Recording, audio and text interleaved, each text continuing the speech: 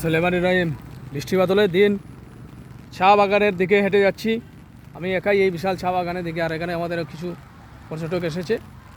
এই যে চা বাগানে যে হেঁটে যাচ্ছি বৃষ্টির দিনে ছাতা হাতে নিয়ে, অত্যন্ত খুব সুন্দর একটা দৃশ্য মনে হচ্ছে যেন আল্লাহ পাক অপরূপভাবে কত সুন্দর এই পৃথিবীটা সৃষ্টি করেছেন। কিন্তু আমরা আল্লাহর প্রতিটা নিয়ামত কিন্তু আমরা অস্বীকার করছি। নিয়ামত তো ভোগ করতেছি, কিন্তু আমরা শুকরিয়া আদায়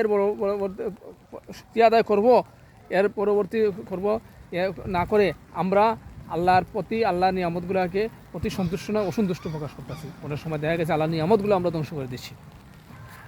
আল্লাহ পাক যে কত সুন্দর করে এই যে চা বাগান সৃষ্টি করেছেন আমাদের জন্য, দেখতে পারতেছেন এই যে চা বাগানের কত সুন্দর, কোটি কোটি বছর আগে, আমাদের জন্মের কোটি কোটি বছর আগে আল্লাহ পাক এই পৃথিবী অনেক সুন্দরভাবে সাজিয়েছেন। কিন্তু এই পৃথিবীটাকে আমরা ধ্বংস করে দিচ্ছি আজকে। এই দেখতেছেন সুন্দর, কত সুন্দর একটি চা বাগানের দৃশ্য, মনোরম দৃশ্য, মানুষকে সত্যিই মুগ্ধ করেছে। ধন্যবাদ সবাইকে। খোদা হাফেজ। সময় এবং সুযোগ উঠলে চা বাগানের প্রকৃতির দৃশ্য দেখতে ভুলবেন না। ধন্যবাদ সবাই।